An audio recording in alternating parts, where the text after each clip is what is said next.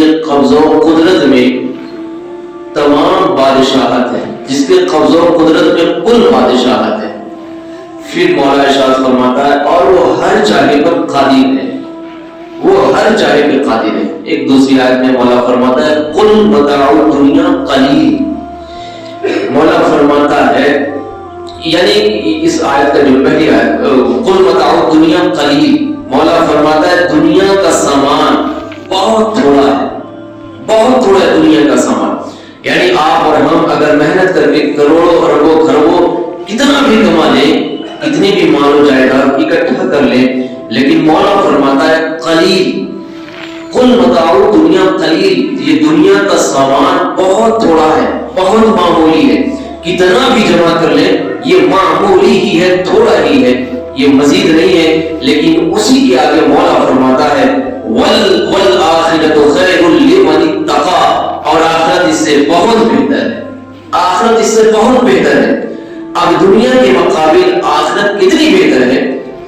آخرت میں جو انعامات ملنے والے ہیں، آخرت میں جو اچھے اعمال کی بینیفٹ ملنے والی ہے، اس کے آگے دنیا کی تمام دولتیں عزتیں شہرتیں کچھ بھی نہیں ہے، بہت تھوڑی ہیں۔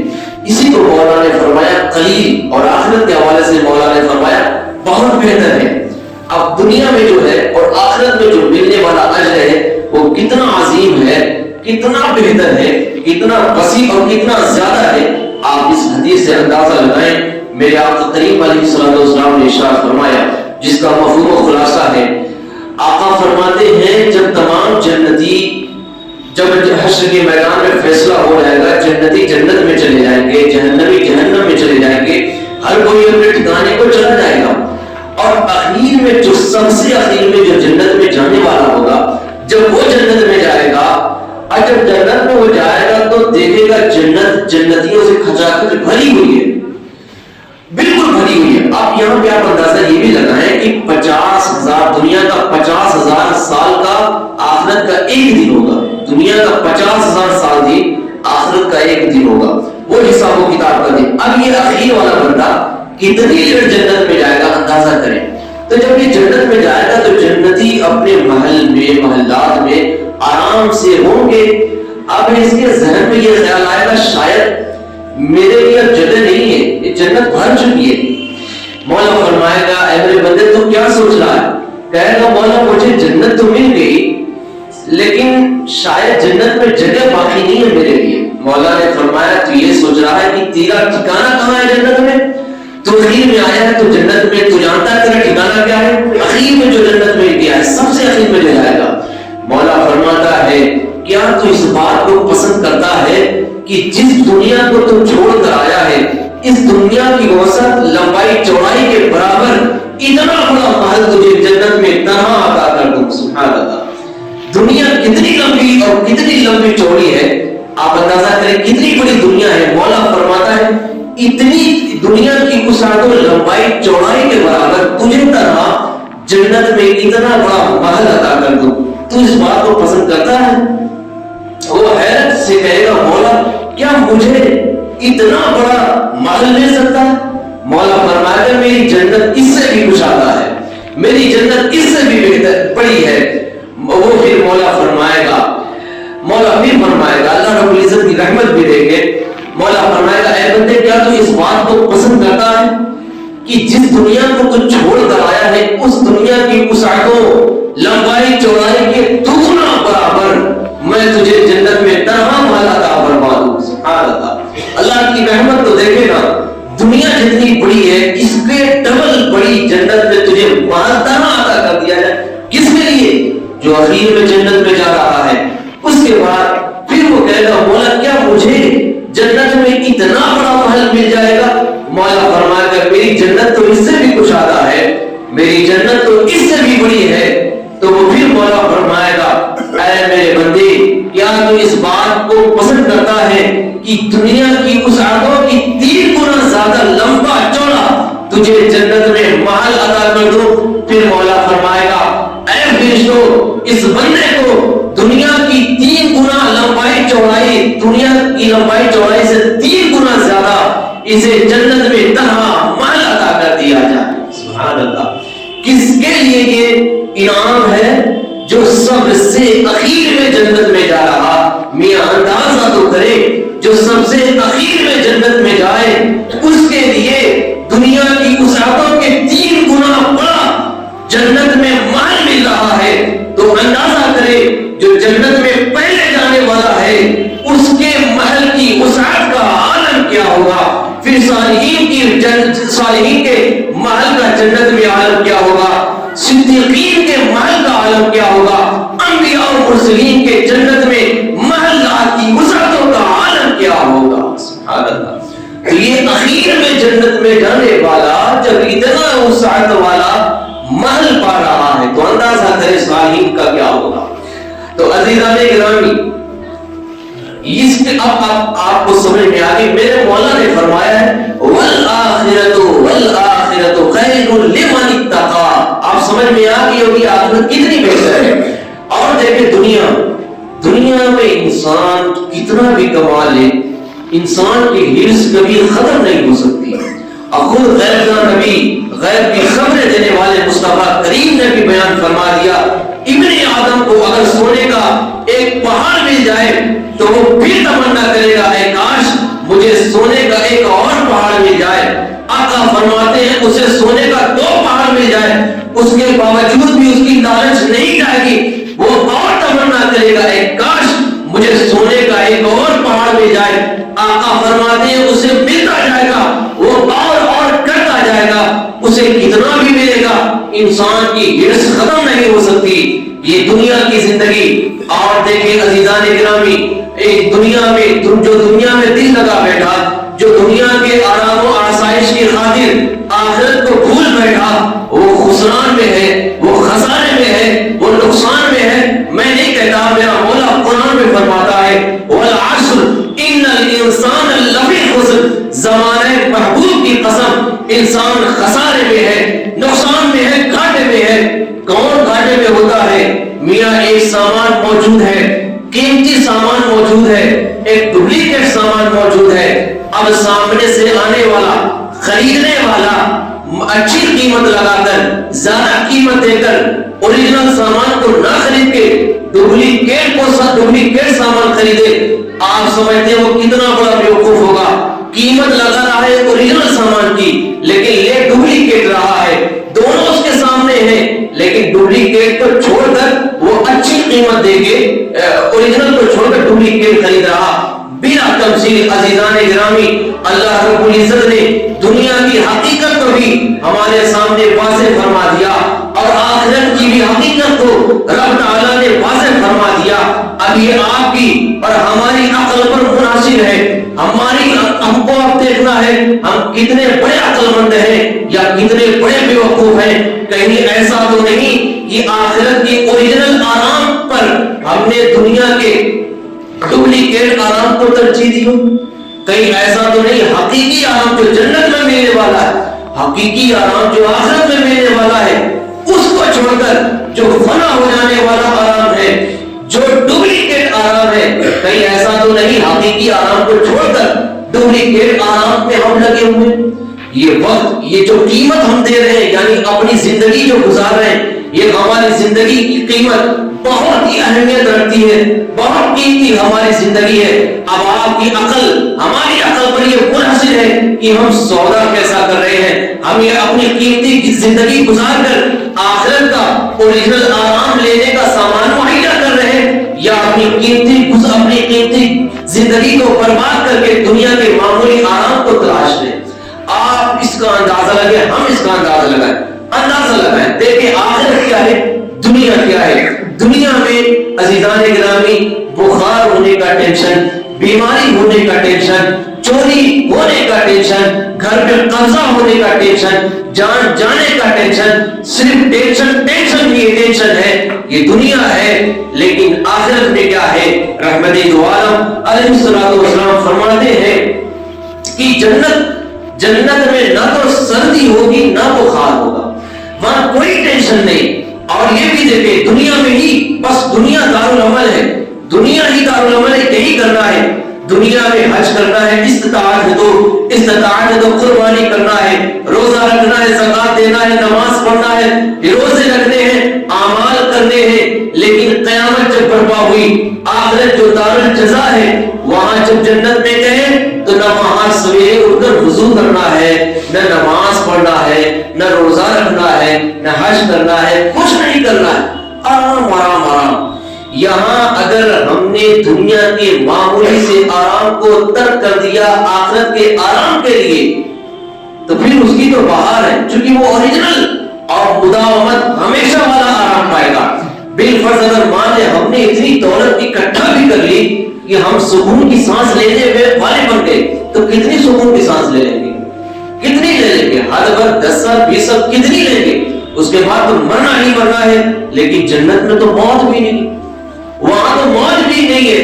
اگر اچھے عمل کر کے جنت میں گئے تو حقیقی آرام میسر ہے، اگر زندگی کو برباد اور بدعملی کر کے گئے تو جہنم میں بھی موت نہیں ہے، وہاں بھی مستقل عذاب ہی عذاب ہے۔ تو یہ آپ کی اور ہماری عقل پر منحصر ہے کہ ہم کون سا سودا لے رہے ہیں۔ تو عزیزان گرامی دیکھیں دنیا کی حقیقت کیا ہے، اور جنت میں دیکھیں جنت کی بہاریں۔ سورہ واقعہ پڑھیے تو اس میں جنت کے نقشے کو میرے مولا نے بیان فرمایا۔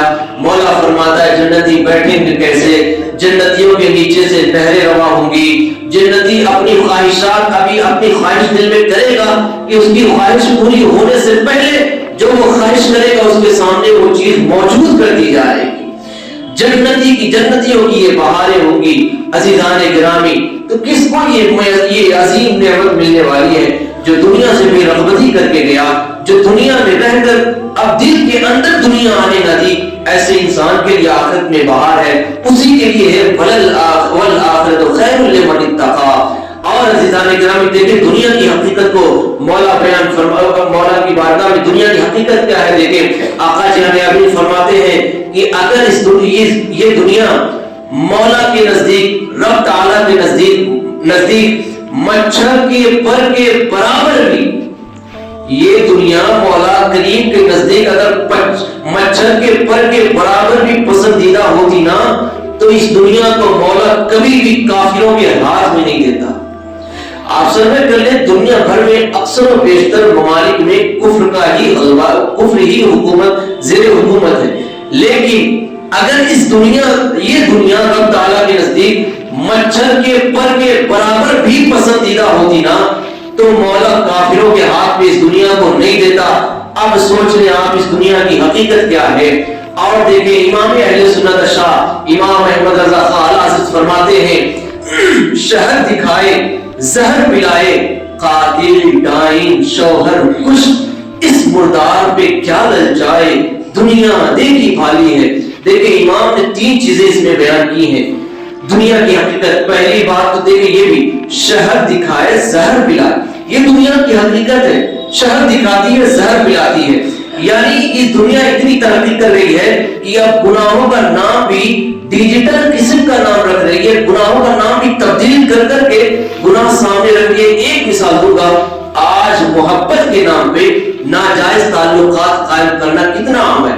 لیول کس کا ہوتا ہے؟ تخلص کیا ہوتا ہے؟ محبت کر رہے ہیں، لیکن وہ حقیقت میں کیا ہوتا ہے؟ ناجائز تعلق ہوتا ہے، جو کہ حرام اور جہنم میں لے جانے والا کام ہے، لیکن اس کو ٹائٹل کیا دے دیا گیا؟ محبت کر رہے ہیں۔ یا محبت کرنا جرم ہے کیا؟ معاذ اللہ، ابے ماں سے محبت کرنا جرم نہیں ہے، عزیز و اقربا سے محبت کرنا جرم نہیں ہے، غیر محرم سے کرنا جرم ہے۔ تو عزیزان گرامی حرام کام کو اس طرح ٹائٹل دے دیا گیا، گناہ کو ڈھانپ دیا گیا۔ تو دنیا کی یہی حقیقت ہے، شہر دکھائے زہر پلائے۔ محبت کے نام پہ حقیقت میں وہ جہنم میں لے جانے والا کام ہے۔ تو یہ دنیا کی حقیقت ہے۔ اور یہ بھی دیکھیں دنیا کی حقیقت یہاں عزیزان گرامی یہ بھی بات ہوتی ہے، اگر کسی کو آپ نصیحت کریں، واعظ کریں، کسی کی آپ ان کی آخرت کی بھلے کے لیے آپ اچھی بات کرتے ہیں، تو وہ کیا مثال دیتے ہیں؟ وہ بھی تو کر رہا ہے، وہ بھی تو کر رہا ہے۔ ان کے لیے ایک دم موٹا سا جواب ہے، عقلی جواب ہے، اگر گناہ کی وجہ سے ہم نے فلاں بندے کو مثال دی کہ یار وہ بھی تو کر رہا ہے، تو ایسا اتنا بس سوچئے، اتنا سوچئے، اتنا ہم سب سوچیں کہ ہم اگر اس کو اپنا آئیڈیل بنا لیں کہ یار وہ بھی تو کر رہا ہے، یہ بتائیں جب وہ کل جہنم میں جائے گا تو کیا اس وقت بھی ہم کہیں گے میں بھی جہنم میں جاؤں گا، وہ بھی تو جا رہا ہے؟ معاذ اللہ، اللہ کی پناہ، وہ تو کبھی نہیں کہیں گے۔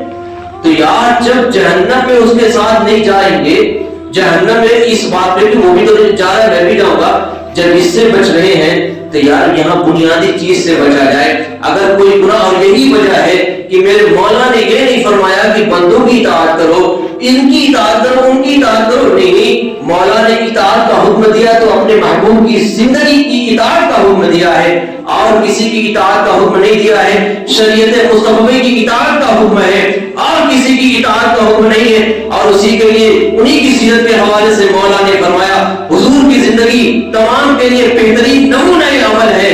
اور یاد رکھیے دین کی بات سے اعراض وہ کرتا تھا، دین کی بات سے وہ چڑھتا تھا، دین کی باتوں سے تکلیف اسے ہوا کرتی تھی۔ جب میرے نبی مکہ مکرمہ میں، مدینہ الرسول میں، جب میرے نبی اور میرے نبی کے صحابہ شریعت کی بات کیا کرتے، شریعت مصطفی کی بات کیا کرتے، احکام شریعت بیان کرتے، تو تکلیف کس کو ہوتی تھی معلوم ہے؟ یا تو کفار کافروں کو تکلیف ہوتی تھی، یا تو کلمہ گو منافقوں کو تکلیف ہوتی تھی۔ یہ ان کا شیوا ہے کہ شریعت کی بات پہ جسے تکلیف ہو، شریعت کی بات سے جو منہ موڑے، شریعت کی بات سے جسے تکلیف ہو، وہ منافقت اختیار کر رہا ہے۔ یہ منافقوں کی علامت ہے یا تو کفار مکہ کی علامت ہے۔ آپ حقیقت بات سے اعراض نہیں کریں، وہ بھی شریعت کے معاملے میں ہمیشہ سچی رہے، اس کے حوالے سے کبھی منہ موڑے نہیں، ورنہ لیبل کو رشتہ وہاں سے ثابت ہو جائے گا۔ دنیا کی حقیقت امام فرماتے ہیں دنیا قاتل ہے، تین چیز، قاتل، ڈائن، شوہر کش۔ دنیا کی حقیقت کو بیان فرماتے ہیں، کہتے ہیں کہ دنیا ایسی ہے کہ اس سے جو پیار کرتا ہے یہ اسے بھی چھوڑنے والی نہیں، کہ اس کا بھی قتل کر دیتی ہے۔ بڑے بڑے بادشاہ آئے ہیں، شداد، حامان، قارون، کیسے یار دنیا سے محبت کرنے والے، لیکن اس دنیا نے ان سے بھی وفا نہیں کی، ان کا بھی قتل کر ڈالا۔ آج ان کا جنازہ کہاں، ان کی قبر کہاں ہے، اس کا بھی نام و نشان نہیں۔ اور جگہ پھر دوسری بات بیان کرتے ہیں ڈائن اس عورت کو کہتے ہیں جو روزانہ اپنے شوہر بدلتی ہے، یعنی طوائف جو روزانہ اپنے شوہر کو بدلتی ہے۔ اس دنیا کی بھی حقیقت وہی ہے، یعنی آج اگر آپ میں سے، ہم میں سے کوئی بھی دنیا سے محبت، اس دنیا سے عشق کر رہا ہے، کل جب قبر میں ہوں گے تو اس کا کوئی اور عاشق ہوگا، اس کا کوئی اور چاہنے والا ہوگا، اس سے کوئی اور محبت کرنے والا ہوگا، تو یہ روزانہ شوہر بدلنے والی ہے۔ تیسری بات فرماتے ہیں شوہر کش، شوہر کو قتل کرنے والی، یعنی جو اس پر فدا ہوا، جو اس سے پیار کرے گا یہ اسی کو ہی مارے گی۔ اس مردار میں کیا للچانا، دنیا دیکھی بھالی ہے۔ تو عزیزان گرامی، اس دنیا سے بے رغبتی اختیار کر کے آخرت کی طرف یوں لو لگا لیں، اور اپنے یہ عبادت بھی کریں تو اس شان سے کریں، اس اخلاص کے ساتھ کریں کہ اس جماعت میں ہمارا بھی شمار ہو جائے۔ کس جماعت میں؟ آقا فرماتے ہیں 3 جماعت جنت میں جائے گی، 3 جماعت جو جنت میں جائے گی۔ آقا نے فرمایا پہلی جماعت جب اس کا اعلان ہو جائے گا کہ جنت میں چلے جاؤ، مولا ان سے فرمائے گا تم عبادت کس لیے کرتے تھے؟ وہ کہیں گے مولا ہم نے تیری جنت کے بارے میں سنا تھا، جنت کی نعمتوں کے، جنت کی بہاروں کے، جنت کے آرام و آسائش کے حوالے سے ہم نے سنا تھا، تو طلب جنت کے لیے مولا ہم نے تیری عبادت کی۔ تو مولا فرمائے گا جاؤ میں نے تمہیں جنت عطا کی۔ یا جو جنت کے مطالبے کے لیے بھی رب کی عبادت کرے گا مولا اسے بھی جنت عطا فرمائے گا۔ اور دیکھیں دوسری جب جماعت آئے گی مولا ان سے پوچھے گا تم میری عبادت کیوں کرتے تھے؟ وہ کہیں گے مولا ہم نے تیری جہنم کے حوالے سے سنا تھا، جہنم کے دردناک عذاب کے بارے میں قرآن و حدیث میں ہم نے جہنم کی ہولناکیوں کے بارے میں سنا تھا، جہنم کے دردناک عذاب کے بارے میں سنا تھا، تو جہنم سے بچاؤ کے لیے، جہنم سے امان پانے کے لیے مولا ہم نے تیری عبادت کی۔ مولا فرمائے گا جاؤ میں نے تمہیں بھی جنت عطا کر دیا۔ اب تیسری جب جماعت آئے گی، اے کاش اس جماعت میں ہم شامل ہو جائیں۔ جب تیسری جماعت آئے گی مولا ان سے پوچھے گا اے میرے بندو جنت میں جانے کا تمہارے لیے بھی اعلان، اب یہ بتاؤ کہ میری عبادت کیوں کرتے تھے؟ وہ کہیں گے مولا نہ ہمیں جہنم کا خیال تھا نہ جنت کا خیال، ہم تو بس تیری رضا کے لیے تیری عبادت کیا کرتے تھے۔ سبحان اللہ۔ مولا ہم بس تیری نہ جہنم سے بچاؤ کے لیے نہ جنت میں داخلے کے لیے ہم کسی بھی لالچ میں تیری عبادت نہیں کرتے تھے. ہماری عبادت کا محض مقصد یہ ہوتا تھا کہ تو راضی ہو جائے, تو خوش ہو جائے. تیری رضا کے لیے ہم نے سجدہ اور رکوع و سجود کیے. مولا فرمایا کہ میرے بندو میں تم سے راضی ہوا, جب تم بھی جنت میں داخل ہو جاؤ. لیکن وہ کمال کے بندے ہوں گے, واحد طبقہ جنت یہ ایسا ہوگا حشر کے میدان میں جو جنت میں جانے سے انکار کرے گا. وہ کہیں گے مولا نہیں ہمیں جنت میں نہیں جانا, اگر ہم جنت میں گئے تو یہ تو ہماری عبادتوں کا بدلہ ہو جائے گا, اور ہم نے تیری عبادت بنا مطلب اور بنا مطالبے اور بنا کسی اجر کے لیے کیے ہیں. ہماری عبادت کا تو مقصد تیری رضا تھی. مولا تیری رضا کے لیے ہمیں اور کچھ نہیں چاہیے. مولا فرمائے گا میرے بندو میں تم سے راضی ہو گیا, اور میری رضا کی میری خوشی کی یہ علامت ہے کہ تم جنت میں داخل ہو جاؤ. اس کے باوجود بھی وہ کمال کے بندے ہوں گے, وہ کمال کی جماعت ہوگی, وہ اخلاص والے بندے ہوں گے, وہ ریا سے بچنے والے بندے ہوں گے, وہ اس کے باوجود بھی جنت میں نہیں جائیں گے. اس کے بعد مولا ان کے حوالے سے حکم فرمائے گا اے فرشتوں ان کے ہاتھوں میں پیروں میں بیڑیاں لگاؤ اور انہیں کھینچ کر جنت میں داخل کر دیا جائے. سبحان اللہ. آپ نے تو سنا ہوگا جہنمیوں کو زنجیروں میں باندھ کر گھسیٹ کر جہنم میں ڈالا جائے گا, لیکن یہ ایک جماعت ایسی بھی ہے جو رب تعالیٰ کی عبادت اخلاص کے ساتھ کرتی ہے, رب کی رضا کے لیے جو رب کی عبادت کرتے ہیں ان کو بھی کھینچ کر ہاتھوں پیروں میں زنجیریں باندھ کر جنت میں داخل کیا جائے گا. اللہ رب العزت ہمیں بھی اخلاص کے ساتھ نماز ادا کرنے کی توفیق دے, اور یہی میرے رب کا فرمان اے کاش اس کے ضمن میں ہماری زندگی گزرے. قل متاع دنیا قلیل, ہے محبوبہ فرما دے یہ دنیا کا سامان بہت تھوڑا ہے, والآخرۃ خیر لمن اتقی, آخرت اس سے بہت بہتر ہے. اللہ ہمیں دنیا سے بے رغبتی اور آخرت کی فکر نصیب فرمائے. آج یا سے پہلے میری زبان پھر سے کوئی گزریا کلمات تو پھر بھی آپ سب کو گواہ بنا کے سچی توبہ کرتا علیہ السلام کی خلق و برکتیں ہمیں عطا فرمائے, اور آج کی اس مقدس بزم کو اللہ رب العزت قیامت کے میدان میں ہمارے والدین کے حق میں ہمارے گناہوں کا کفارہ بنائے, اور ہمارے والدین کے حق میں اس محفل کو اللہ رب العزت بخشش اور نجات کا باعث و سبب بنائے. رب تعالیٰ مجھے حق بیانی اور آپ کو حق سنوانے کی توفیق عطا فرمائے. ایک دفعہ محمد کے ساتھ روشن پر لیجیے محمد صلی اللہ سیدھا محمد نعت معافی اللہ سبحان دائمۃ بدعاء ملک اللہ حبیبی یا رسول اللہ صلی اللہ تعالی علیہ وسلم بابا محتاج کو حاجت روا المدد یا غوث اعظم سیدنا مشکلات میں عجدار ما المدد یا غوث اعظم پیر ما. اللہ رب العزت قرآن مجید میں ارشاد فرماتا ہے تبارک الذی بیدہ الملک وهو علی کل شیء قدیر الذي خلق الموت والحیاة لیبلوکم ایہم احسن عملا. بابرکت ہے وہ ذات جس کے قبض قدرت میں کل بادشاہت ہے, اور وہ ہر چاہے پر قادر ہے, اور اس نے زندگی اور موت کو اس لیے پیدا کیا تاکہ تمہاری جانچ ہو سکے کہ تم میں کون زیادہ اچھے عمل کرنے والا ہے. تو زندگی اور موت کس لیے دی گئی؟ کس لیے؟ یہ دار العمل ہے. عمل کے لیے یہ زندگی اور موت ہمیں عطا کی گئی. زندگی اس لیے کہ اس میں خوب رب تعالیٰ کی اطاعت و فرما برداری کی جائے, اور آخرت کا دن جو ہے وہ رزلٹ کا دن ہے, آخرت کا دن جو ہے وہ انعام کا دن ہے, آخرت کا دن جو ہے وہ فیصلے کا دن ہے. دنیا میں انسان نے کیا کیا آخر کو اس کو پتا چلے گا. وہ اپنے اعمال کے سبب کامیاب ہو گیا, یا وہ اپنی بدعملی کی وجہ سے جہنم کا شکار ہو گیا. تو دنیا دار العمل اور آخرت دار الجزا. ایک اور مقام پر اللہ رب العزت ارشاد فرماتا ہے قل متاع دنیا قلیل, دنیا میں جو کچھ بھی ہے وہ بہت تھوڑا ہے. دنیا کا جو بھی سامان ہے وہ بہت تھوڑا ہے. یعنی انسان اگر ہاتھ پہ چلا کر بے پناہ محنت کر اگر وہ کروڑ روپے کی جائیداد اکٹھا کر لیتا ہے, اس کے باوجود بھی رب فرماتا ہے الا قلیل, اس کے باوجود بھی مولا فرماتا ہے قلیل. کتنا بھی انسان اکٹھا کر لے وہ قلیل ہے, بہت تھوڑا ہے, کم ہے. لیکن اسی میں مولا فرماتا ہے والآخرۃ لمن اتقی, آخرت بہت بہتر ہے اس سے, آخرت اس سے بہت بہتر ہے. اب آخرت کتنی بہتر ہے خود یہ آپ اندازہ لگائیں. عزیزان گرامی, رحمت دو عالم صلی اللہ علیہ علیہ وسلم کے فرمان کا مفہوم ہے. آقا فرماتے ہیں جب جنتی اور جہنمی ہر ایک کا فیصلہ ہو جائے گا، جب قیامت کے میدان میں ہر ایک کا فیصلہ ہو جائے گا، جنتی جنت میں چلے جائیں گے، جہنمی جہنم میں چلے جائیں گے. سب سے اخیر میں جو جنت میں جانے والا ہوگا، سب سے اخیر میں جب وہ جنت میں جائے گا تو کیا دیکھے گا کہ جنت بھری ہوئی ہے. اب یہاں پہ آپ یہ اندازہ لگائیں کہ حساب و کتاب کا ایک دن دنیا کے 50,000 سال کا ایک دن آخرت کا ہوگا.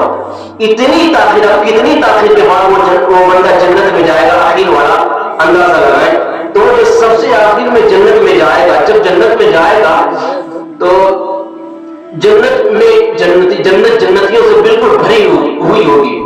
اب یہ خیال کرے گا میں تو جنت میں آیا، جنت میں شاید میرے لیے جگہ نہیں ہے، میں اتنی تاخیر سے آیا ہوں جنت میں، جنت بھر چکی ہے، شاید اب مجھے ٹھکانہ جنت میں نہ ملے. اتنا ہی سوچ رہا ہوگا، آواز آئے گی رب تعالیٰ کی طرف سے، مولا فرمائے گا اے بندے کیا سوچ رہا ہے؟ کہے گا مولا مجھے تو جنت تو نصیب ہو گئی لیکن جنت تو بھری ہوئی ہے. مولا فرمائے گا اے بندے کیا تو یہ سوچ رہا ہے شاید تجھے جنت میں ٹھکانہ نہ ملے؟ تو جانے گا جنت میں تیرا ٹھکانہ کیا ہے، کس کے لیے کہا جا رہا؟ جو سب سے آخری میں جنت میں جائے گا. مولا فرمائے گا اے بندے کیا تو اس بات پہ خوش ہے، کیا تو اس بات کو پسند فرمائے گا کہ تو جس دنیا کو چھوڑ کر آ رہا ہے، جس آسمان کے نیچے، جس زمین کے اوپر تو رہتا تھا، اس پوری کائنات کے برابر تجھے جنت میں محل عطا کرنا. سبحان اللہ. یہ دنیا جتنی بڑی، یہ پوری کائنات جتنی بڑی ہے، جس دنیا کو تو چھوڑ کر آیا ہے، کیا تو اس بات کو پسند کرتا ہے کہ دنیا کی وسعتوں کے برابر تجھے جنت میں تنہا ایک محل عطا کر دو؟ وہ حیرت سے کہے گا مولا کیا مجھے اتنی وسیع اور اتنا لمبا چوڑا محل مل سکتا ہے؟ مولا فرمائے گا میری جنت اس سے بھی بڑی. رحمت رب العالمین کو دیکھیں، جس رب تعالیٰ کی ہم عبادت کرتے ہیں، وہ رحمان الرحیم مولا کتنا کریم ہے، کتنا رحیم ہے. رحمت مولا پر ایک بات ضرور عرض کروں گا عزیزان گرامی، سیدنا عمر فاروق اعظم، سرکار سیدنا عمر فاروق اعظم رضی اللہ عنہ کی بارگاہ میں ایک عورت آتی ہے اور عرض کرتی ہے امیر المؤمنین یہ بتائیں مولا تعالیٰ اپنے بندوں سے کتنا پیار کرتا ہے، رب تعالیٰ اپنے بندوں سے کتنی محبت فرماتا ہے. جب اس نے عمر فاروق اعظم رضی اللہ عنہ سے سوال کیا، آپ نے دیکھا اس کی گود میں ایک بچہ ہے، آپ نے فرمایا کہ ذرا آگ لگائی جائے. جب آگ لگ گئی تو آپ نے فرمایا اس عورت کے ہاتھ میں جو بچہ ہے اسے لو اور اسے آگ میں ڈال دو. جب اتنا اس عورت نے سنا کہ میرے بچے کو لے کر آگ میں جلایا جائے گا تو عمر فاروق اعظم رضی اللہ عنہ سے وہ عورت رو کر کہنے لگی امیر المؤمنین کیا میں نے سوال کر کے کوئی جرم کر دیا ہے، یا کوئی خطا کر دی ہے، یا کوئی گناہ کر دیا ہے، یا کوئی گستاخی کر دی ہے؟ اگر سوال کرنا گستاخی بے ادبی جرم ہے تو امیر المؤمنین آج کے بعد میں کوئی سوال نہیں پوچھوں گی. اگر آپ نے جلانے کا فیصلہ کر ہی لیا ہے تو امیر المؤمنین آپ مجھے جلا دیجئے لیکن میرے بچے کو نہ جلائیں. امیر المؤمنین مجھے تو جلا دیجئے لیکن میرے بچے کو نہ جلائیں. عمر فاروق اعظم رضی اللہ عنہ نے جب اس ماں کی محبت اپنے بیٹے کے لیے دیکھا تو آقا عمر نے فرمایا اس عورت کے بچے کو اسے واپس کر دیا جائے. آپ نے فرمایا اے عورت مجھے تیرے بچے کو کب جلانا تھا؟ ارے مجھے تیرے بچے کو جلانا نہیں تھا بلکہ تیرے سوال کا جواب دینا تھا. اب تجھے جواب دینا بہت آسان ہو گیا. اے عورت جس طرح تو اپنے اس بچے سے محبت کرتی ہے اس سے 70 گنا زیادہ رب تعالیٰ اپنے بندوں سے پیار فرماتا ہے. اس سے 70 گنا زیادہ رب تعالیٰ اپنے بندوں سے پیار فرماتا ہے. یہ اللہ رب العزت کی رحمت. تو مولا فرمائے گا جس دنیا کو تو چھوڑ کر آیا ہے اس دنیا کی وسعتوں کے برابر جنت میں تجھے ایک محل عطا فرما. تو وہ حیرت سے کہے گا مولا مجھے اتنی وسیع جنت مل جائے؟ مولا فرمائے گا میری جنت اس سے بھی بڑی ہے. تو پھر اس کے بعد رب تعالیٰ فرمائے گا اے بندے کیا تو اس بات کو پسند کرتا ہے کہ جس دنیا کو تو چھوڑ کر آیا ہے اس کی ڈبل وسعتوں کے برابر، لمبائی چوڑائی کے برابر تجھے جنت میں محل عطا فرما؟ سبحان اللہ. دنیا جتنی بڑی ہے اتنی ڈبل جنت میں اتنا بڑا تنہا سبحان اللہ، وہ پھر حیرت سے کہے گا مولا اتنا بڑا محل مجھے ملے گا؟ مولا فرمائے گا میری جنت اس سے بھی بڑی ہے، سبحان اللہ۔ اس کے بعد مولا فرمائے گا اے بندے کیا تو اس بات کو پسند کرتا ہے کہ دنیا کی 3 گنا زیادہ، دنیا کی وسعتوں کے 3 گنا زیادہ ٹیبل تجھے جنت میں محل عطا فرما دوں؟ اللہ رب العزت فرمائے گا اے فرشتوں اسے دنیا کی وسعتوں کے 3 گنا زیادہ اتنا بڑا محل اسے تنہا عطا کر دیا جائے۔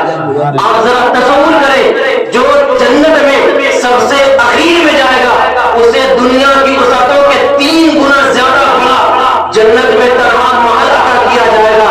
آپ ذرا خیال کریں جو پہلے جنت میں جائے گا اس کے محل کی لمبائی چوڑائی کا عالم کیا ہوگا، پھر صدیقین کی جنت کا عالم کیا ہوگا، صالحین اور شہداء کی جنت کا عالم کیا ہوگا، اور انبیاء اور مرسلین کی جنت میں محل کا عالم کیا ہوگا۔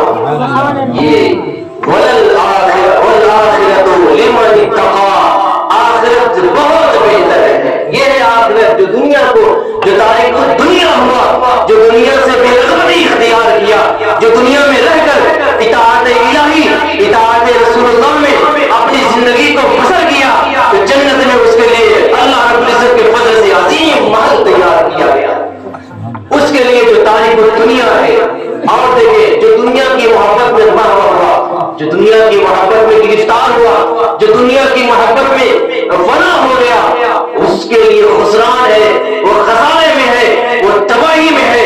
رب تعالیٰ قرآن میں فرماتا ہے وَالْعَصْرِ إِنَّ الْإِنسَانَ لَفِي خُسْرٍ، زمانے محبوب کی قسم انسان خسارے میں ہے۔ کون انسان خسارے میں؟ جس نے اپنی دنیا کو ہی سب کچھ بنا لیا وہ انسان خسارے میں ہے، جس نے اپنی دنیا کو بنانے کے لیے آخرت کو برباد کر دیا وہ خسارے میں ہے۔ عزیزان گرامی اب دیکھیں خسارے میں ایک بندہ ایسا جس کے سامنے اچھی قیمت لگائے، اس کے سامنے 2 قسم کا سامان ہو، ایک بہت ہی قیمتی ہو، ایک لوکل ہو، ڈپلیکیٹ ہو۔ اب یہ بندہ نہایت ہی قیمت لگا کر، اچھی قیمت لگا کر، مہنگی قیمت لگا کر اگر وہ ڈپلیکیٹ سامان خریدتا ہے تو وہ نقصان اٹھا رہا ہے کہ نہیں؟ نقصان اٹھا رہا ہے۔ جب بڑی قیمت دے رہا ہے، بڑی قیمت ادا کر رہا ہے تو ہونا چاہیے کہ اہم جو قیمتی چیز ہے اسے اٹھانا چاہیے، لیکن اس کو فرق نہیں ہے، یا وہ بے وقوف ہی ہے کہ بڑی قیمت لگا کر لوکل سامان خرید رہا ہے، اس کے سامنے یہ تمام چیزیں ظاہر ہے، یہ اصل کمپنی کا سامان ہے، یہ ڈپلیکیٹ ہے، اس کے باوجود، جاننے کے باوجود اصل قیمت لگانے کے بعد ڈپلیکیٹ مال خرید رہا بلا تمثیل۔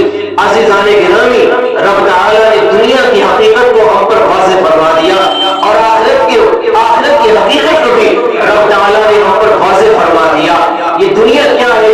دنیا میں ٹینشن ہی ٹینشن ہے، اگر زندہ ہے تو مرنے کا ٹینشن، زندگی ہے بیماری کا ٹینشن، قرضداری کا ٹینشن، دولت کمانے کا ٹینشن، پڑوسیوں کا ٹینشن، گھر کا ٹینشن، باہر کا ٹینشن، مال چوری ہونے کا ٹینشن، یہ تمام ٹینشن ہی ہے، یہ دنیا کا ٹینشن ہے۔ اور یہ بھی، اور آخرت کیا ہے؟ آخرت کی اور اس کی حقیقت کیا ہے؟ دنیا کی حقیقت کیا ہے؟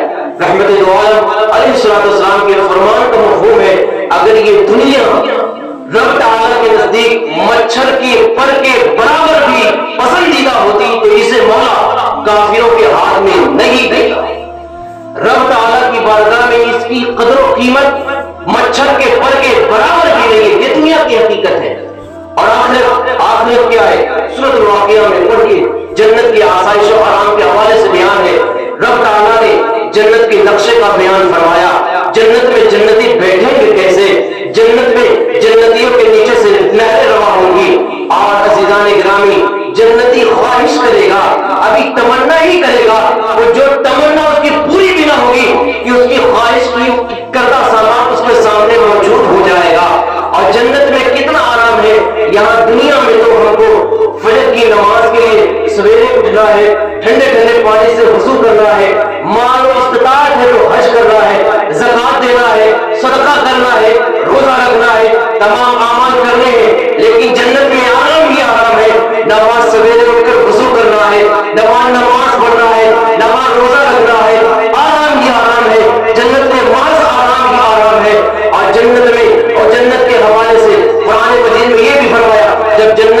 جنتی جنت میں جائیں گے، فرشتے فرمائیں گے ادخلوها بسلام آمنین، داخل ہو جاؤ، اب ہمیشہ ہمیشہ کے لیے تمہارے لیے سلامتی ہے۔ کس کے لیے؟ جو دنیا کو ترک کر کے اللہ اور رسول کی رضا کے لیے اپنی زندگی کو قربان کیا، اس کے لیے آخرت بہتر ہے۔ عزیزان گرامی، آپ یہ تصور کریں آخرت میں اتنا آرام ہے، اتنا آرام ہے، یوں کہہ لیں اوریجنل آرام آخرت میں، اور ڈپلیکیٹ میں دنیا میں ڈپلیکیٹ آرام ہے۔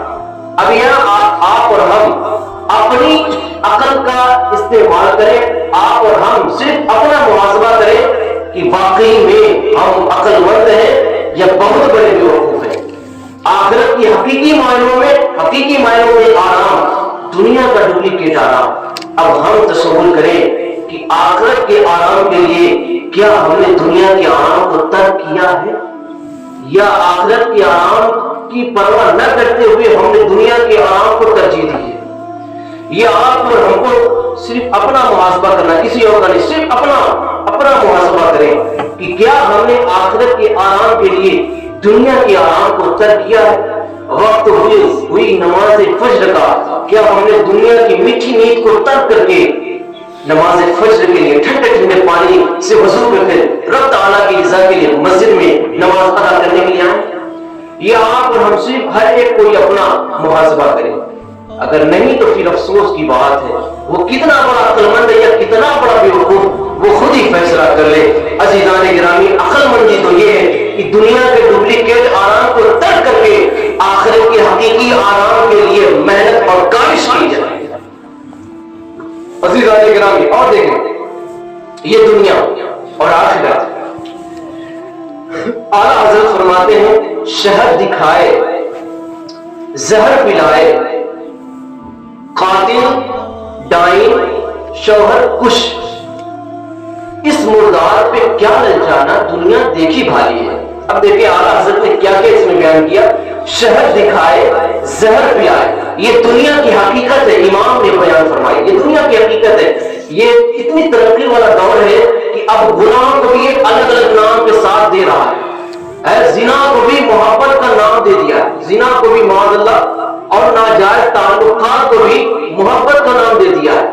یہ دنیا نے گناہوں کا الگ الگ نام دے کر اسی کو امام نے بیان فرمایا، شہد دکھائے، زہر پلائے، قاتل تیسری چیز، دوسری چیز، قاتل کو سمجھتے ہیں مرڈر کرنے والا، قتل کرنے والا۔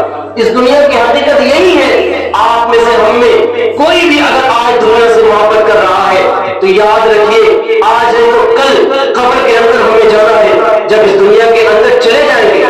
یعنی یہ دنیا اپنے ہی چاہنے والے کو قتل کر دیتی ہے، کسی کو اپنے اندر ہمیشہ کے لیے نہیں رکھی۔ قارون آیا، شداد آیا، حامان آیا، بڑے بڑے اس سے محبت کرنے والے آئے، لیکن اسے کسی کی محبت کی پرواہ نہیں، یہ اپنے ہی چاہنے والوں کی قاتل قتل کر دیتی ہے، قاتل۔ اس کے بعد آپ نے فرمایا ڈائن اس عورت کو کہتے ہیں جو روزانہ اپنے شوہر بدلتی ہے، طوائف کہنے اس عورت کو جو روزانہ اپنے شوہر بدلتی ہے۔ تو آقا امام اہل سنت فرماتے ہیں کہ دنیا ڈائن ہے، یعنی آج ہم زندہ ہیں، ہم اس سے محبت کر رہے، کل مر گئے، اس سے کوئی اور محبت کرے، یعنی یہ دنیا اپنے چاہنے اپنے عاشق اپنے شوہر کو روزانہ بدلتی ہے۔ پھر آپ فرماتے ہیں شوہر کش، آپ نے سنا ہوا خود کشی، ایک ہوتا ہے یعنی خود سے اپنے آپ کو مار ڈالنا، اسی طرح ہوتا ہے شوہر کش، یعنی شوہر کو مار ڈالنا۔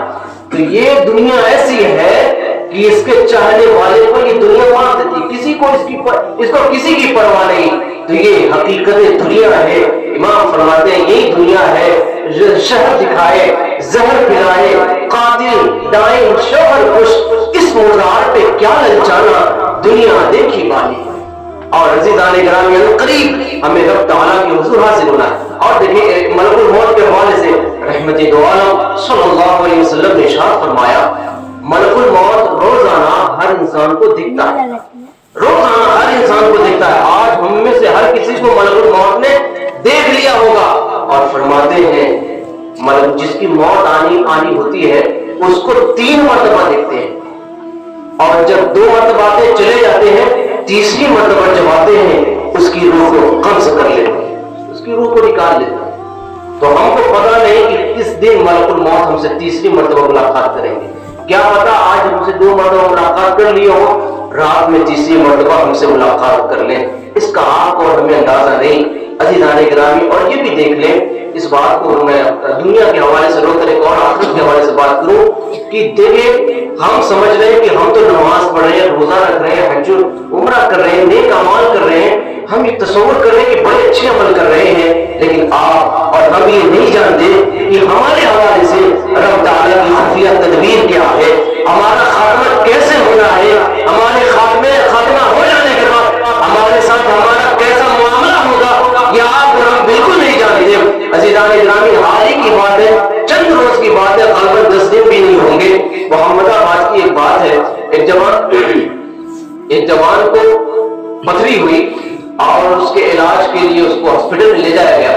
جب اس کا آپریشن وغیرہ ہو گیا تو اس کا مرض مزید بڑھ گیا، اور جب مرض مزید بڑھ گیا تو اس کو آئی سی یو میں رکھا گیا۔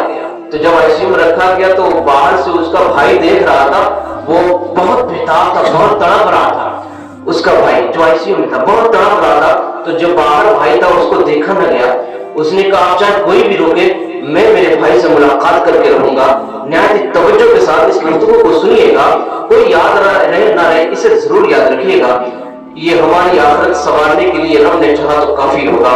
عزیزان گرامی، اس نے کہا اپنے بھائی سے، وہ کسی قدر ملنے گیا، جب اندر آئی سی یو کے اندر جب گیا تو اس کا بھائی بلک رہا تھا، تڑپ رہا تھا، اور جب اس نے اپنے بھائی کو دیکھا اور ڈاکٹروں نے جب وہ تڑپ رہا تھا اس کے ہاتھ کو باندھ دیا تھا، اس کے پیر کو باندھ دیا تھا۔ دیکھیے دنیا میں اس کو سزا دی جا رہی تھی۔ بہرحال جب یہ اندر گیا تو اس نے کھولا اور اس کے بعد اس نے جلدی جلدی اپنے بھائی کو پانی پلایا۔ اب کوئی مخلص بندہ تھا، اس نے سورہ یاسین پڑھنا شروع کر دیا۔ بس یہی دوران اس بندے کی روح پرواز کر گئی، اس کا انتقال ہو گیا۔ اتنے ہی دوران جب اس کا انتقال ہو گیا، جب اس کو کفنا دیا گیا، غسل کے بعد جب کفنا دیا گیا تو میری خالہ اور میری خالہ زاد بہن نے دیکھا، انہوں نے بتایا کہ جب ہم لوگ دیکھنے گئے کفنانے کے بعد جو آخری دیدار ہوتا ہے، تو جب ہم لوگ دیکھنے گئے تو ہم نے کیا دیکھا کہ اس جوان کے کفن کے اندر سے اچانک سے ایک چھپکلی ظاہر ہوئی، اور وہ اس کے بالکل جو ہے ناک کے قریب تھی۔ اب اندازہ لگائیں، ہم مردے کا آقا علیہ السلام فرماتے ہیں جب مردے کو غسل دیا جاتا ہے تو وہ غسال سے کہتا ہے، اے غسال میرے ہاتھ کو آہستہ پکڑ، مجھے بہت تکلیف ہو رہی ہے، آپ ذرا تصور کریں۔ تو آپ نے دیکھا ہوگا، یہ ہم احتیاط کرتے ہیں کہ جو ہمارے یہاں جو کھٹیا ہوتے ہیں چارپائی، اس کے نیچے ملسی یا پیالی وغیرہ میں پانی رکھ دیتے ہیں تاکہ کوئی چھوٹا جانور ان پر جا کے تکلیف نہ پہنچائے، کیونکہ مردے کی تکلیف سے بچاؤ کے لیے یہ اہتمام ہوتا ہے۔ لیکن آپ دیکھیں، یہ تو ہم بچاؤ کر سکتے ہیں نا، لیکن اگر کسی پر عذاب نازل ہو گیا تو کون بچانے آئے گا؟ اگر کسی کی قبر تنگ کر دی جائے تو وہاں کون چوری کرنے آئے گا؟ کسی کی قبر میں اگر جہنم کا عذاب نازل کر دیا جائے، جہنم کی دردناک آگ داخل کر دی جائے، اور نماز ترک کرنے کی وجہ سے خطرناک زہریلے قسم کے بچھو اور سانپ مسلط کر دیے جائے تو یار وہاں تصور کرے گا کون بچانے آئے گا؟ وہاں فریاد رسائی کو کون آئے گا؟ وہاں مشکل کشائی کو کون آئے گا؟ عزیزان گرامی، رحمت دو عالم نے فرمایا مرحوم جس کا ہے کہ اپنی موت کو غنیمت جانو، اپنی زندگی کو غنیمت جانو، موت سے پہلے ابھی ہمیں زندگی میسر ہے، اپنے رب تعالیٰ کے حضور چھپ جائیں، جو نافرمانی کی صدقے سے رب تعالیٰ کے حضور توبہ کر لیں، اور جو ہم پہ فرائض باقی رہے اب وہ اس کو ادا کر لیں، ورنہ ایسا نہ ہو نماز ترک کرنے کی وجہ سے اگر قبر میں عذاب نازل ہو گیا، وہاں بچانے کون آئے گا؟ جب اس جوان کے چہرے پہ جب چھپکلی میری خالہ زاد بہن اور میری خالہ نے دیکھی تو خالہ زاد بہن کا کہنا ہے اپنی موبائل کے ذریعے میں نے اس چھپکلی کو ہٹایا، بھگایا، اور جب جیسے ہی میں نے اس کو بھگایا، ادھر گئی کہ ادھر گئی کہ ادھر گئی کہ ادھر گئی، پتہ نہیں چلا کہاں غائب ہو گئی۔ اور اتنے پر بھی بس نہیں، اس کے بہت ہی قریبی دوست تھا، اچانک سے یوں انتقال ہو گیا تھا، تو اس کے دوست نے کہا میرے دوست کا اچانک انتقال ہوا ہے، میں اس کی قبر کے اندر جاؤں گا۔ اس کے بڑے ابو نے بھی کہا اس کی بھی قبر کے اندر میں جاؤں گا۔ اس کے دوست کا بیان ہے کہ جب میں قبر کے اندر گیا تو مجھ کو ایسا محسوس ہو رہا تھا کہ قبر جو ہے آپس میں سمٹ رہی ہے، قبر جو ہے ایک دوسرے کا حصہ آپس میں سمٹ رہا ہے، اس کی قبر میں عجیب سا محسوس ہو رہا تھا۔ وہ اس کے بڑے ابو کا بیان ہے، اس کی قبر میں جب میں اترا تو بڑی گھبراہٹ سی محسوس ہو رہی تھی، بہت الجھن سی محسوس ہو رہی تھی، عجیب سا محسوس ہو رہا تھا۔ یا تصور کرے نا، اللہ نہ کرے، صدبار نہ کرے، اپنے حبیب کے صدقے نہ کرے، اگر ہماری قبر میں ہمارے مرنے کے بعد ایسا ہو گیا تو کیا ہوگا؟ عزیزان گرامی، پھر پتہ کیا گیا کہ آخر اس کا عمل کیا تھا، اس کا رویہ کیا تھا، کس وجہ سے اس کے چہرے پہ یہ چھپکلی کا آنا، اس کی قبر کا احساس ہونا کہ سمٹ رہی ہے، اس کی قبر میں ایک دم سے بے خیال اور عجیب سا محسوس ہونا، یہ کس وجہ سے، کس گناہ کی وجہ سے ہے؟ تو جب پتہ کیا گیا تو اس کے احوال تمام بہتر تھے، اس کے تمام حالات بہتر تھے۔ لوگوں نے بتایا ماں باپ کے حوالے سے بھی اس کے تعلقات بہت اچھے رہے ہیں، ہر ایک کے ساتھ اس کا یہ ملنسار بندہ تھا، بڑا اچھا بندہ تھا۔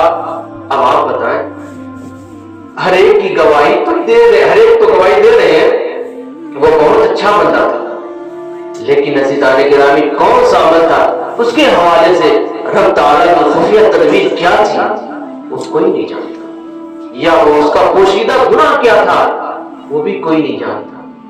کس عمل کی وجہ سے ہم کو بھی تو ظاہراً ہر کوئی نمازی کہتا ہے، ہم کو بھی تو لوگ اچھے کہہ رہے ہیں نا، لیکن مرنے کے بعد کیا ہوگا آپ اور ہم نہیں جانتے۔ اس لیے دیکھیں، ایک بزرگ تھے، جب وہ ایک لڑکی کے والد کا انتقال ہوا، جب وہ جا رہے تھے، وہ لڑکی بچی جنازے کے ساتھ جا رہی تھی، تو وہ لڑکی رو رہی تھی، لڑکی رو رہی تھی، ہائے مجھ پہ غضب کا دن آ گیا، ہائے مصیبت کا دن آ گیا۔ آپ نے فرمایا، اے بچی تجھ پر مصیبت کا دن کہاں آیا؟ آج تیرے باپ کا انتقال ہوا، 3-4 روز بعد تجھے یہ غم ختم ہو جائے گا۔ حقیقی مصیبت تو تیرے باپ پہ آئی ہے، اور یہ مصیبت اب اس میں کبھی نہیں آئے گی۔ حقیقی مصیبت تو مرنے والے پر آئے گی، مرنے والے پہ حقیقی مصیبت آئی، یعنی عزیزان گرامی اس بڑی مصیبت سے ابھی ہم محفوظ ہیں، ابھی ہم کو موت نہیں آئی ہے۔ آئے رب کے حضور جھک جائیں، آئے رب تعالیٰ کے حضور جھک جائیں، اور رب تعالیٰ کی عبادت بھی کرے تو کس شان سے کرے، رب تعالیٰ کی عبادت بھی کرے تو کیسے کرے، کس شان سے کرے، وہ اس حدیث سے سمجھیے۔ آپ نے یہ سنا ہوگا کہ جہنم، کچھ ایسے جہنمی ہوں گے جن کے ہاتھوں میں پیروں میں زنجیریں باندھ کر گھسیٹ کر انہیں جہنم میں داخل کیا جائے گا۔ لیکن آج آپ کو بتاؤں، شاید آپ پہلی بار سنیں گے، شاید کچھ ایسے جنتی بھی ہوں گے جن کے ہاتھوں میں بیڑیاں، پیروں میں بیڑیاں ڈال کر انہیں جہنم میں داخل کیا جائے گا۔ وہ جنت میں نہیں جائیں گے، زبردستی جنت میں داخل کیا جائے گا۔ وہ کون ہوں گے؟ اللہ کرے ذہن قسمت انہی فہرست میں ہمارا بھی شمار ہو جائے۔ عزیزان گرامی، رحمت العالم علیہ السلام فرماتے ہیں 3 جماعتیں جنت میں جانے والی۔ ایک جماعت یہ، جب وہ جنت میں جائے گی مولا پوچھے گا تمہارے لیے جنت میں جانے کا اعلان ہو گیا، یہ بتاؤ تم عبادت کیوں کرتے تھے؟ وہ کہیں گے مولا ہم نے تیری جنت کے حوالے سے سنا تھا، جنت کے کمالات کو اور اس کے آرام کو سنا تھا، تو طلب جنت کے لیے مولا ہم نے تیری عبادت کی ہے۔ تو دنیا جنت کے طلب کے لیے بھی جو رب تعالیٰ کی عبادت کرے گا اس کے لیے بھی مولا فرمائے گا جہاں تمہیں جنت میں داخل کر دیا گیا۔ عزیزان گرامی، پھر دوسری جماعت آئے گی، اس سے مولا پوچھے گا تمہارے لیے بھی جنت میں جانے کا اعلان ہو گیا، اب یہ بتاؤ ذرا کہ جنت دنیا میں ہماری عبادت کیوں کرتے تھے، کس لیے میری عبادت کرتے تھے؟ تو وہ دوسری جماعت بھی کہے گی مولا ہم نے تیری جہنم سے بچاؤ کے لیے عبادت کی ہے، مولا ہم نے قرآن و حدیث میں سنا تھا جہنم کے دردناک عذاب کے بارے میں، جہنم کے دردناک عذاب کے بارے میں، جہنم کی دردناک آگ کے بارے میں، جہنم کے دردناک بچھو سانپ کے حوالے سے ہم نے سنا تھا، مولا اس سے بچنے کے لیے ہم نے تیری عبادت کی۔ مولا فرمائے گا جاؤ میں نے تمہیں بھی جنت میں داخل کر دیا۔ اب تیسری جماعت آئے گی، مولا ان سے پوچھے گا تمہارے لیے بھی جنت میں جانے کا اعلان ہو گیا، تم میری عبادت کیوں کرتے تھے؟ وہ کہیں گے مولا نہ ہمیں جنت کا خیال رہا نہ جہنم کا خیال، مولا ہم تو بس تیری رضا کے لیے، تیری خوشی کے لیے تیری عبادت کیا کرتے تھے، بس مولا نہ جہنم کے بچاؤ کے لیے نہ جنت کی طلب کے لیے. ہماری عبادت کا مطلب تو تیری رضا تھی. ہماری عبادت کا مقصد تو تجھے راضی کرنا, تجھے خوش کرنا تھا, اور کوئی مطالبہ مطلب ہمارا نہیں تھا. مولا فرمائے گا اے بندو میں تم سے راضی ہوا, جہاں تمہیں بھی جنت میں داخل کیا جاتا ہے تم بھی جنت میں داخل ہو جاؤ. لیکن وہ کمال کے عروج کے بندے ہوں گے, کمال کے اخلاص کے بندے ہوں گے, کمال والے بندے ہوں گے. جنت میں یہ واحد طبقہ ہوگا جو جنت میں ہو کے جو کہے گا مولا ہم جنت میں نہیں جائیں گے, اگر ہم جنت میں گئے تو یہ ہماری عبادتوں کا بدلہ ہو جائے گا, اور ہم نے تیری عبادت کسی بدلے کے لیے نہیں کی, ہم نے تو ماس تیری رضا کے لیے تیری عبادت کی ہے. مولا فرمائے گا اے میرے بندو میں تم سے راضی ہو گیا, میری رضا کی علامت یہ جنت ہے, تمہیں جنت میں داخل کیا جاتا ہے. اس کے باوجود بھی وہ بندے کہیں گے مولا ہم جنت میں نہیں جائیں گے, ہم جنت میں نہیں جائیں گے. پھر حکم ہوگا اے فرشتوں ان کے ہاتھ میں زنجیریں ڈالو, ان کے پیروں میں زنجیریں ڈالو, اور انہیں کھینچ کر جنت میں داخل کر دیا. آپ تصور کریں جنت میں زبردستی ان کو ڈالا جائے گا, کھینچ کر زنجیریں ہاتھ پاؤں میں زنجیریں پہنا کر انہیں جنت میں داخل کیا جائے گا. کنہیں جنہوں نے اخلاص کی خاطر, جنہوں نے ریاکاری سے بچاؤ کی خاطر, جس نے صرف اللہ و رسول کی رضا کی خاطر, رب تعالیٰ کی رضا کی خاطر, جس نے رب تعالیٰ کی عبادت کی ہے, رب تعالیٰ کے فضل سے انہیں جنت الفردوس میں ٹھکانہ عطا کیا جائے گا. آپ ذرا تصور کریں جو اخلاص کے ساتھ جو رب تعالیٰ کی رضا کی خاطر رب تعالیٰ کی عبادت کرے, ارے یار وہ جو آخر میں جنت میں جائے گا دنیا کا 3 گنا اوسطوں کے برابر جب اسے محل ملے گا, تو یہ جو رب تعالیٰ کی رضا کی خاطر رب کی عبادت کریں گے تو جنت الفردوس میں ان کے محل کی وسعت کا عالم کیا ہوگا, ان کے محل کی لمبائی چوڑائی کا عالم کیا ہوگا. تو عزیزان گرامی حاصل گفتگو یہ ہے, اور گفتگو کا حاصل کوئی یہ نہ سمجھ لے کہ آج کی گفتگو کا مسئلہ یہ ہے کہ نہ ہم کو کمانا ہے نہ بھلائی کرنی ہے, سب کچھ کرنا ہے, دولت اکٹھی کرنی ہے. دولت کس نے اکٹھا نہ کی یار, ہم اپنے نبی پاک علیہ الصلوۃ والسلام کی صحابہ کی سیرت بھی پڑھیں. آئے ذرا دیکھیں سرکار سیدنا عثمان غنی ذوالنورین رضی اللہ عنہ کی پوری دولت کتنی تھی یہ تو اندازہ کر سکتے, یہ تو حساب نہیں, لیکن اس بات سے آپ اندازہ کریں وہ کتنے مالدار تھے. عزیزان گرامی جب غزوہ تبوک کے موقع پر رحمت اللہ علیہ السلام نے ارشاد فرمایا اللہ کی راہ کے لیے صدقہ کرو, اللہ کی راہ میں دو, تو اس وقت جو سیدنا عثمان غنی رضی اللہ تعالیٰ نے راہ خدا میں جو صدقہ دیا تھا, آج کی تاریخ میں اس کی مالیت 120 کروڑ ہے. ایک مرتبہ انہوں نے جو اللہ رب العزت کی راہ میں صدقہ دیا تھا, آج کی تاریخ میں اس کی مالیت 120 کروڑ ہے. آپ اندازہ کریں انہوں نے نہ جانے کتنی مرتبہ رب تعالیٰ کی رضا میں صدقہ و خیرات کیا, تو ان کی کل مالی تعداد کتنی ہوگی. تو دولت کمائے لیکن شریعت کے دائرے میں رہ کر حلال کمائے. اور یہاں یہ مہینہ سرکار سید الصحابہ جانشین مصطفیٰ سرکار سیدنا ابو بکر صدیق اکبر خلیفۃ الاول کا مقدس مہینہ, یہ ان کے عرس کا مہینہ ہے. اس لیے برکت لیتے ہوئے آپ کا ایک قول بیان کروں.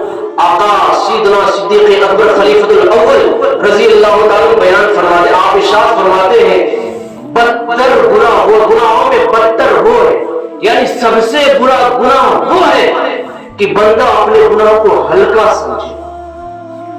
سب سے بدتر گناہ وہ ہے کہ بندہ اپنے گناہ کو ہلکا سمجھے. اللہ رب العزت کہنے سننے سے زیادہ عمل کی توفیق عطا فرمائے. آج یا سے پہلے میری زبان و خیر سے کوئی بھی کفریہ کلمات اور میرے خلاف شرع گفتگو ہوئی, ان تمام سے میں سچی توبہ آپ کو معاف بنا کے کرتا ہوں. میرا رب میری توبہ قبول فرمائے. آپ سب استغفار میں استغفر اللہ ربی من کل ذنب و اتوب الیہ. کلمہ طیبہ